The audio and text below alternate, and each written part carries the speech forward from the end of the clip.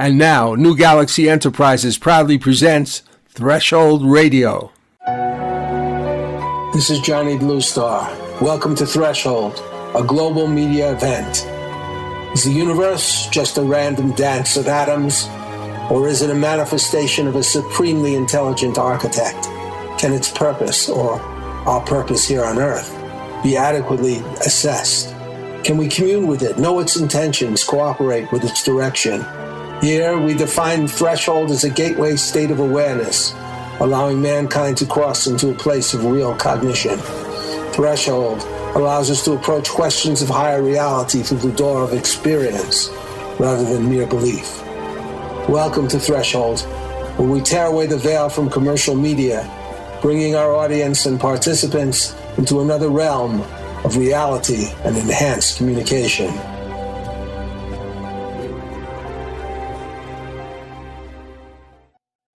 Have you had a longing to create an original book, screenplay, or other media project, but neither had the time nor expertise to do it? I'm Johnny Bluestar, and I founded New Galaxy Enterprises to help ambitious, busy, but highly creative people fulfill their goals to create poignant media projects. If you need help to accomplish your goals, visit newgalaxyenterprises.com or contact me at johnnybluestar@gmail.com. Turn your vision into a dazzling media reality. Manifest your media dream today. This is Johnny Bluestar. Welcome to Threshold Radio. In our recent very volatile dealings with Russia, the ordinary American is subject to a lot of contentions from anonymous sources, some of which have affected our recent sanctions. For instance, very much so in respect of electioneering and somewhat in relation to the Federation's occupation and annexation of Crimea. As explored in the circuitous and almost impossible path to the truth, I realized that certain aspects of this would probably be ultimately unknowable, at least by me. But recently there have been certain reports by, among others, retired American intelligence officers that question the alleged hacking of the Podesta emails by the Russians, which was one of the main claims about Russia's interfering in our elections. Concerned about this and having reflected about America's constantly being offered mainstream media reports on Russia, often using the term adversary, I wondered about the value or reality of that term, but also wondered about how Russians looked at the United States and what their lives were really like at home. In the following interview, conducted a few days ago, some of the answers were a bit surprising, but I could not help but think how much their lives were like ours. Hi, welcome to Threshold Radio. I have with me some very interesting guests. All of them right now are in Moscow, and I would like them each to introduce themselves to us. Hello, everyone. My name is Julia, and in a Russian way, this name sounds like Yulia. I am a freelance writer. I live in Moscow, and I'm 29 years old. Hi, I'm Michael, or in Russian, Mikhail. I'm a software development manager in IT company. And your name is Zeena, is that correct? Yeah, that's right. My name is Zeena, or Zinaida. I'm 24, and I'm a teacher at the university, and I also translate from time to time. Well, Michael and Zeena, you're both married, right? Yeah. Well, congratulations. Thank you. Let's talk about where you are in Moscow. Like, what part of Moscow are you in? Right now, it's not exactly the downtown, or even the city.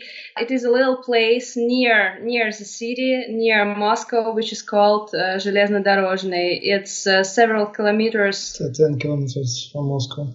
10 kilometers from Moscow, but normally we say that we live in Moscow because all of us work in Moscow, and every day we go to work by trains, And these guys right now, they're at my own apartment, and thanks for coming.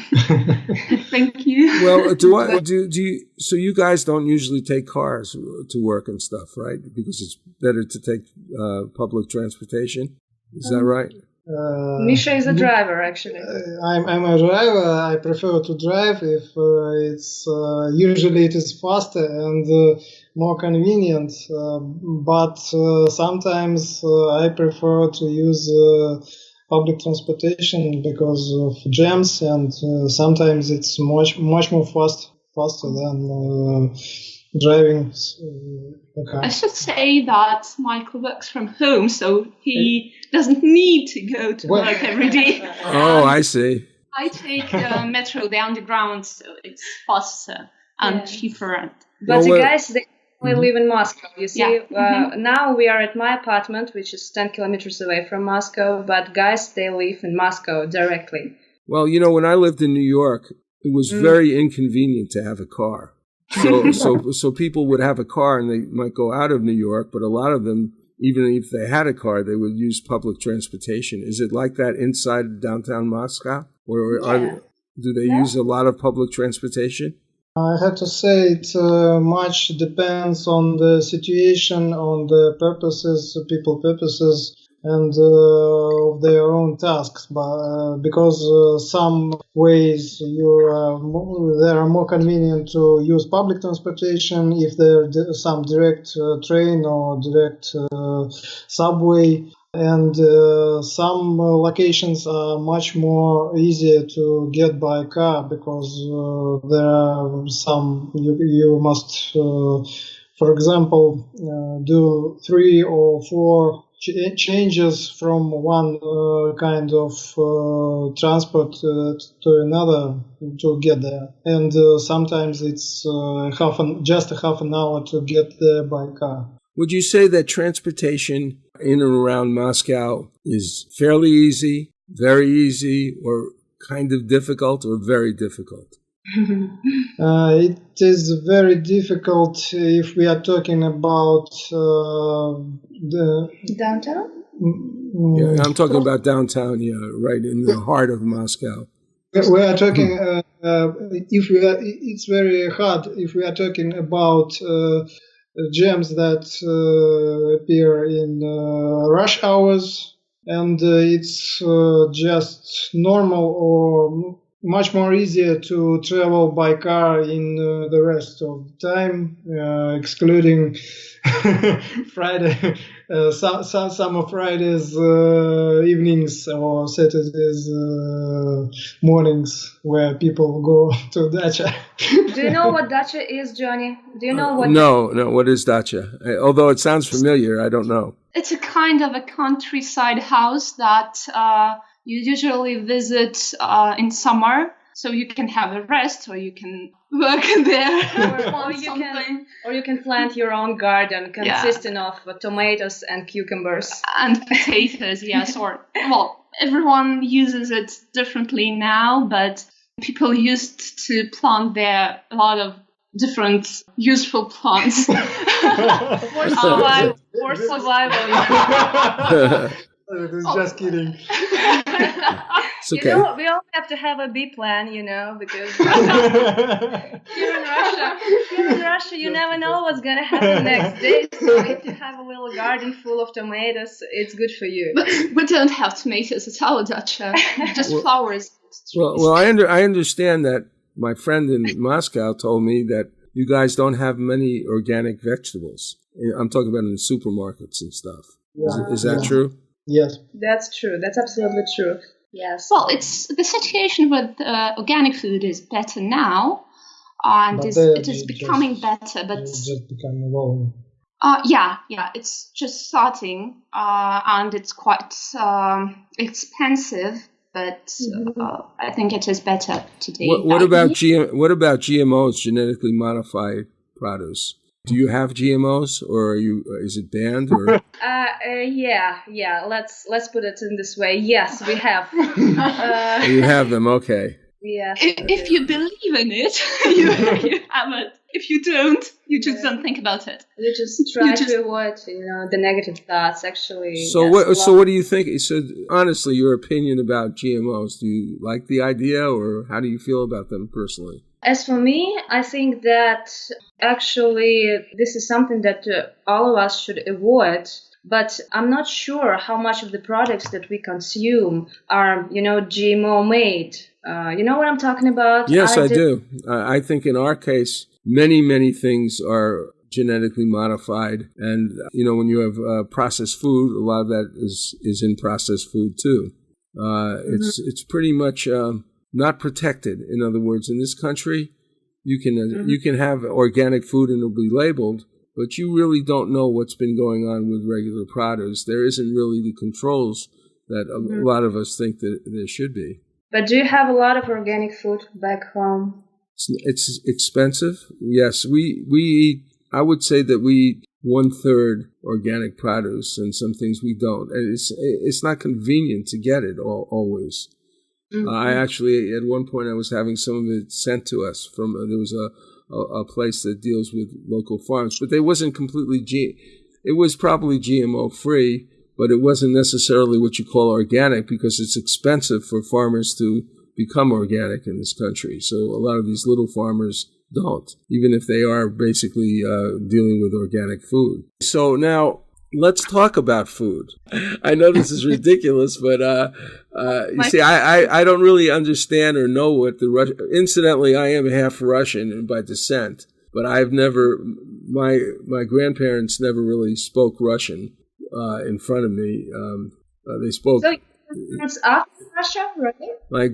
One of my grandparents was born here, my grandmother, but her parents were Russian. My other grandfather came here directly from Russia during the time of the pogroms. He was Jewish, and they were persecuted, and he came here, and my grandfather came here with his father, who was a Talmudic scholar. I don't know if you know what that means, but when he came here, I guess a czar's horse had kicked his brother in the head, and I guess it was part of the maybe persecution or something, and they decided to come here, and they did. My grandfather worked as sold apples on the street, became a messenger for a stock exchange, and he actually became a senior partner from being the lowest level office, messenger boy.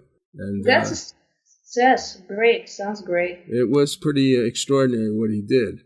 I used to go to Wall Street, and he was bald, and you could see his little bald head running around buying and selling stocks. So yeah, I'm half Russian by descent in some way, maybe not half, but so I always have an interest in it. This is Johnny Bluestar, CEO of New Galaxy Enterprises, a media content development company.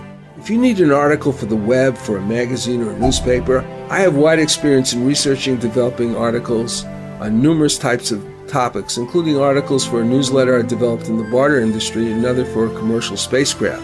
I've acted as a reporter and advertising consultant for various newspapers in Tulsa and Palm Springs, but also developed the first comprehensive internet newspaper for Coachella Valley, California. To learn more about New Galaxy, see samples of our work, or talk to us about your project, please go to www.newgalaxyenterprises.com and fill out the contact form.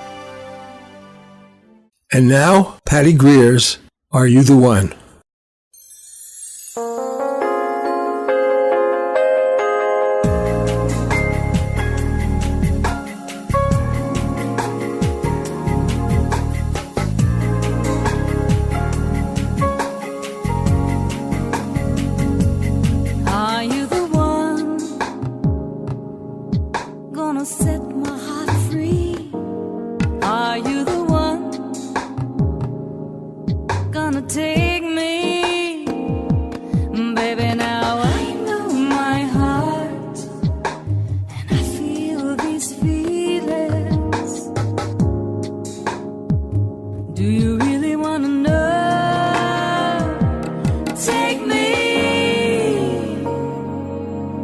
Take me deep into your heart. Show me, are you the one? Gonna dance me round till the morning comes. Are you the one? Gonna let me be your only one. Show me tricks that I've never seen. Let me be the queen of your life right now.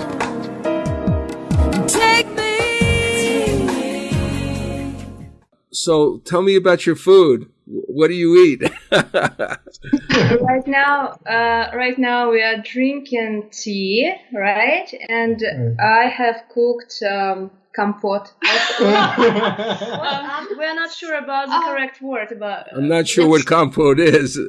It's kind of boiled fruits and berries. Berries. So when you boil the fruits and berries and different stuff. So it's a mixture. So it's a mixture of boiled. It's like fruits. Juice. It's like juice. It's like juice. Not something but like it's that. but it's warm, right? It's warm. It depends on your situation. I mean, if you want to keep it warm, you could keep it warm right on this stove. Yes, but I think most of people like it cold. But the most of people, Misha says, like it cold. So you boil it first, and then you season it at all, or do you put sugar on it, or you just? Yeah, but in this particular compote, I didn't put any sugar. Well, okay. Now, I have to tell you, I've never eaten it. You've never eaten it. It's not supposed to be eaten. It's supposed to be drunk, I guess, I've never drunk a fruit that's boiled, I don't think. But that sounds weird, but it is tasty. It is quite tasty if it is cooked. Yeah. Fine. Well, I'll have to try it. Send some over.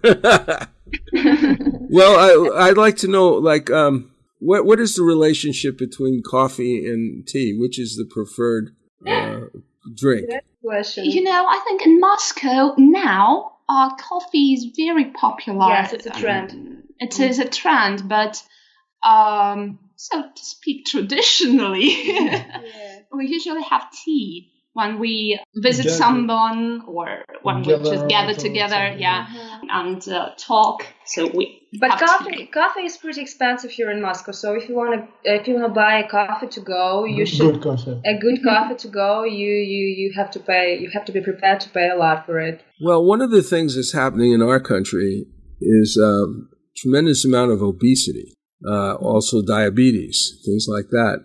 And a lot of people attribute this to too much sugar. I'm talking about refined sugar, particularly white sugar, brown sugar, this type of thing. Is that considered a problem? I mean, for you guys, are you guys aware of, conscious of how much sugar you take, or how do you look at it? I've never thought about the sugar in my blood, but what about you? Well, I have not very good medical story of my family, so I have checked. I do check mine. You're concerned about diabetic possibilities, diabetes, or? Yeah, but I'm not taking too much sugar, so it is all right now. I think it's fine. See, in our country, if you go to a supermarket and you look at all the soups and everything, I mean, pasta sauce and everything, it's all got sugar dumped into it. And it also has a lot of high fructose syrup, Yeah. Mm-hmm. And many of the people who are sort of holistic practitioners, they feel that it's dangerous, this stuff. In a supermarket, often the produce is on one side, and then you have all these shelves, right, with all these canned goods. And so if you go eat in the canned goods, they all have the fructose and the sugar. If you go on the other side, they all are modified, genetically modified. They have preservatives. They have pesticides. If you go to where the meat is, the meat has hormones. It's got antibiotic traces. It's got all this stuff in it. And so this is an ordinary supermarket. So, of course, there is organic produce and some organic meats, but they're tremendously expensive. So you have this real tension because this food, in many people's opinion, is making us sick. And, I have a physician named Dr. Rodier who comes on my show regularly, who's in integrative medicine. He's an MD, regular doctor, but he believes that food is the old statement that food is medicine. And so he tries to get people on the right diet because the diet is so important here because of all the problems. Then the other problem is pharmaceutical products. Most of these doctors here are very oriented towards pharmaceuticals. How is it there? When you go to a doctor, are they going to always ask you to take pharmaceutical products? That's a good question. Prescription Yeah. pharmaceuticals. You see, the system here in Russia is a little bit different because you see, if you want to get medicine in the USA, as far as I know, you need to have a prescription. Is it correct? A lot of medicines, not every. There are other things called over-the-counter medicines, and you don't need a prescription for them. But when people go to doctors, they get prescriptions. But here in Russia, you see, we can buy a lot of things, I guess, right? Yeah, there are quite not very many products that are we cannot afford to have a prescription, right? that should be bought just with the prescription. Yeah. Uh-huh. So doctors, they just give you the prescription. The next step is just up to you. You decide if you want to buy this medicine or not. You check it out. You can buy a substitute. You can buy a But substitute. now they have to write not the name of the product, but the name of the active component. The active ingredients. I see. So in other words, you see, in our country, I don't know if you know this, but it's a big debate. We pay twice as much as probably anywhere in the world for our prescription drugs. And for a long time, and I don't think it's been resolved, people would buy things in Canada. But right now, it's illegal. Oh, wow. So these pharmaceutical companies are just, and our government, which we have Medicare, which is for certain people, older people, and Medicaid, which is sort of like that for the states. They have passed laws that don't let Medicare and Medicaid negotiate for these prices. So the prices can be maintained very high by these pharmaceutical companies. Let's talk about the general nature of healthcare there in Russia. Tell us about it. Okay, as far as I understand it, I could explain it like this. So there is a system provided by the government, by the state, that allows us to ask for medical help whenever we need it. And basically, free medical help. Absolutely right. So you can, in theory, you can get the help for free, and you actually get the help for free. But the other question is, what kind of help is that? Is it what's the quality? What's the quality of this help? Is it good enough? And on the other side, we have private medical centers we could go to, but of course we have to pay some money. And the question here is whether the help of these medical centers good enough for the payment that we made. You see what I'm talking about? Does the ordinary person, like what I would call a middle-class person who makes a decent living, can raise children, and has a home and so forth, is that person stretched when he goes to is it difficult for him financially or hard to go to a private medical center? Are the prices that high, or are they not? You know, the middle class is a very interesting term because I think that, I don't know, there are very different situations here. So in Moscow, we have the range of payments that differs too much from the range of payments, for example, in the regions. So what is the middle class for us is different for the people from other cities and towns. It differs from one region to another, and Moscow differs from its suburbs. So, so it's more expensive in Moscow. And the salaries are higher. The salaries are much higher, and that's how a lot of people can afford quite good medicine. But I've lived in another city for quite a long time, and I know that you see what you call middle-class people, they just get the state program services, and they are not very good. So basically, it's more for, in general, throughout Russia, it's more for people who make a good living, right? It's not for the average middle-class person throughout all the regions. Is that right? You see, the situation is this: if you get sick, for example, seriously sick. You can find help from the fond благотворительный, from the charity funds, from the charity people, from the charity people. So you can go to a charity hospital, a hospital run by a charity. I mean, In a Not a hospital, not a No. hospital, but the fund. So you can call people, hi, I'm sick, or my child is sick and we need money. So please. If we are talking about some serious disease. Yes, and you could also start the campaigns through the social networks, try to ask people for help, to donate. Is that done a lot? Is that done a lot? I mean, for medical purposes, using crowdfunding? You see, sometimes it's the only way that there is, the only option that there is. It doesn't mean that all these situations, have the happy endings. It's just for some people, it's really, really hard to afford expensive medical care. They just, once you get sick, you start fighting. You start fighting even more than before. I want to ask Zeena, Michael, a question because I asked you before and we talked about it already. All right. I want to know, Michael, first of all, if you were rating the United States healthcare from what you know, just what you've heard on television or movies or talking to people or reading anything, on the highest level of 5, 1, 2, 3, 4, 5, and the lowest level of 1, what do you think of the United States system? How would you rate it? You mean United System's healthcare system? Healthcare system, yes. I'm just talking about that. It's quite hard question because I know that the quality of the United States healthcare system is very high, but I know also that it is very expensive and not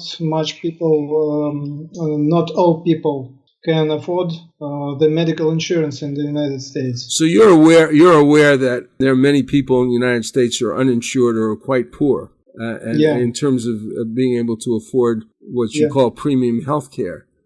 Doctors here will charge like $100, $150 a visit sometimes. Well, first of all, I want to ask, how do you feel, Zeena? Do you feel the same way? Was that what Michael said? Were you aware of that? Yeah, that only rich people can. Yeah. In America. So did you get that information from newspapers or from the internet? How did you get that information about the healthcare system? Friends who live in the United States. So, and as I work with the English language, I have contacts, different sources. If you could, Michael and Zeena and Julia, how would you compare the two? Is one better than the other, or they both have, similar problems and a little bit different though? I think it's very different. The two of them are, it is really difficult to compare because, I can't say that all the Russians are pleased with the healthcare system here. But there are quite a lot of advantages. You can be treated for free. But speaking about the United States, I think you should live there to analyze the situation. Yeah, I know for sure that it's extremely dangerous for many people because I've had problems myself in the past with my wife. She got sick, we didn't have insurance, and it was a nightmare. She got help, but that's only because a relative helped us at the time. So it was a very, very strange situation.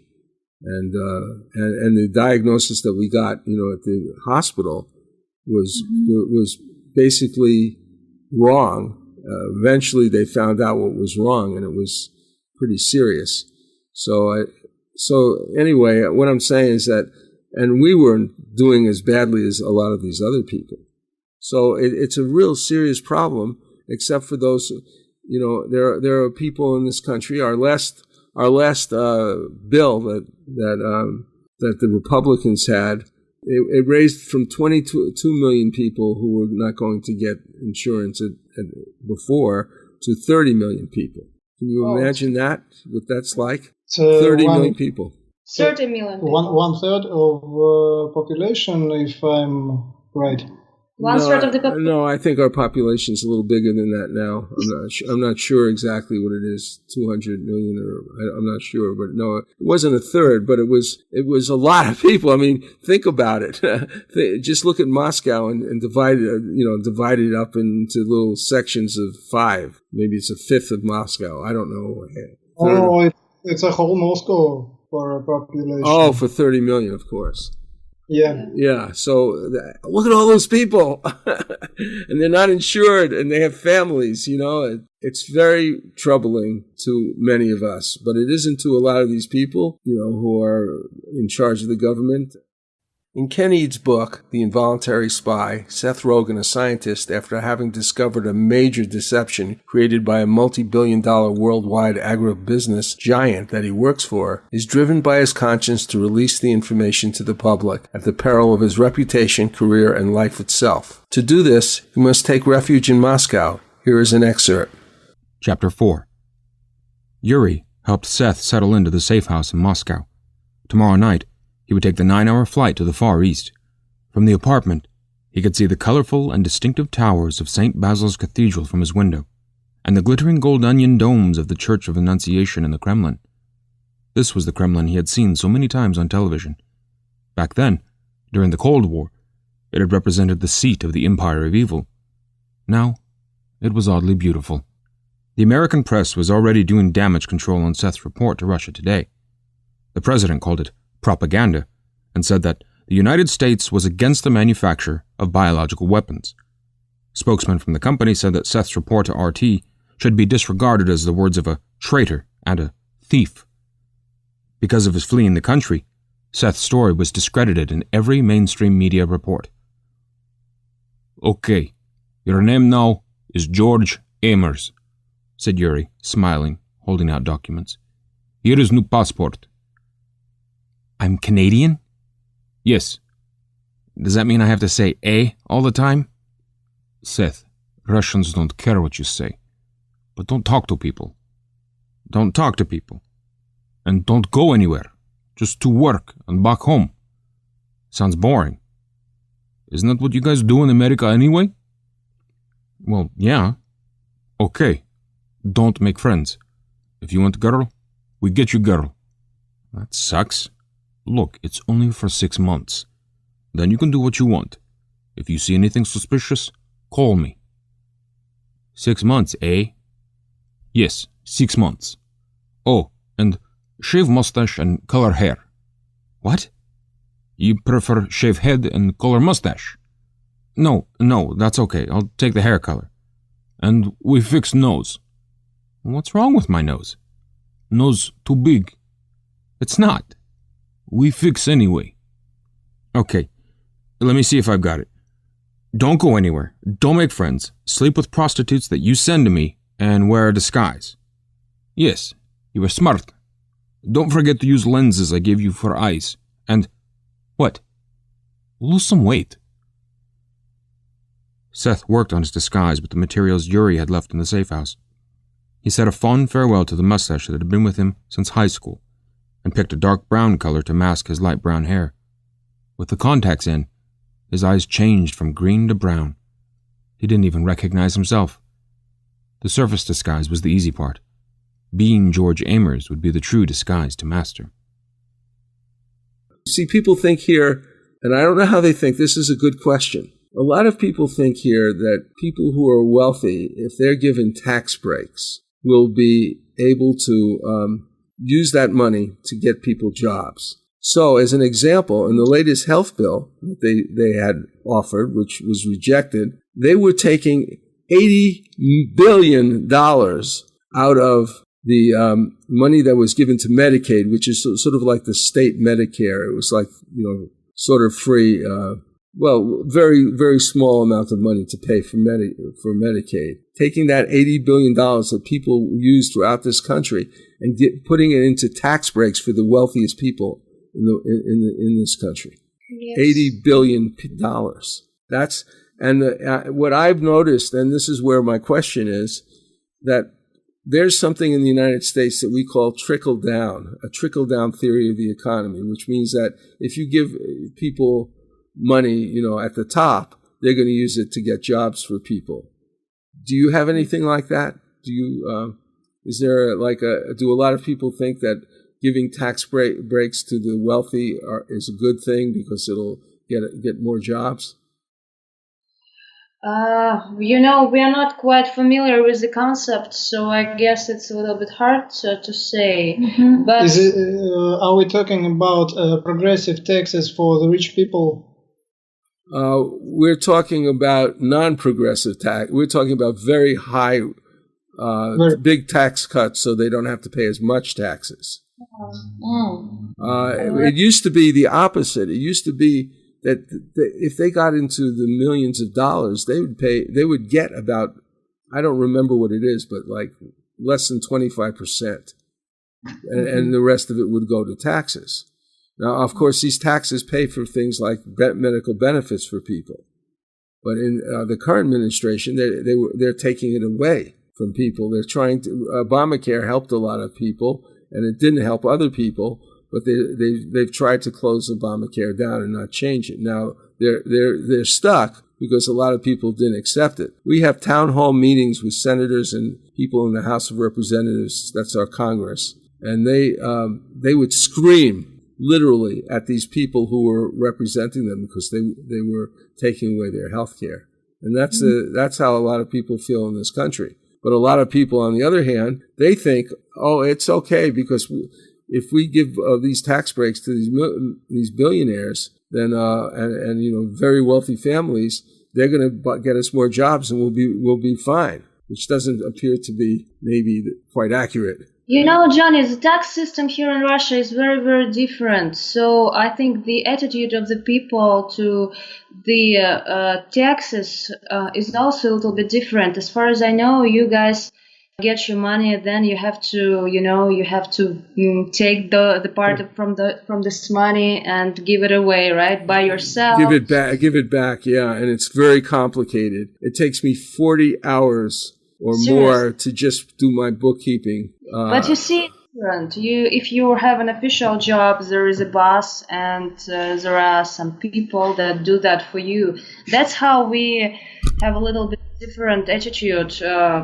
We don't care about our taxes, unfortunately, as much as you guys do. Well, actually, I'm a small business. I'm a corporation, or I have a corporation. But if I was working for someone, it would be much easier. Yeah, I mean, they do take taxes out, and then there may be an adjustment at the end of the year. They'll give you money back, or they'll ask for some money. But there are W-2 forms. You fill it out.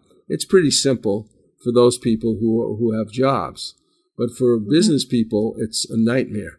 You see, this is a different topic for a conversation because, you see, there are very special conditions here in Russia for business people. Mm-hmm. See, people say that sometimes it's very hard to build the business here due to Not sometimes. Yes, it's very hard. If you want to start your own business, you gotta, you have to be very, very, what's the word?